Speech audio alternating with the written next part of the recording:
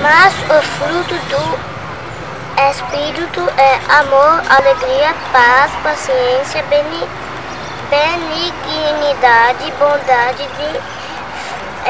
bondade, fidelidade, mansidão, domínio próprio. Eu quero, eu posso, eu vou praticar. O fruto do Espírito em mim não vai faltar. Amor, alegria, paz e longanimidade.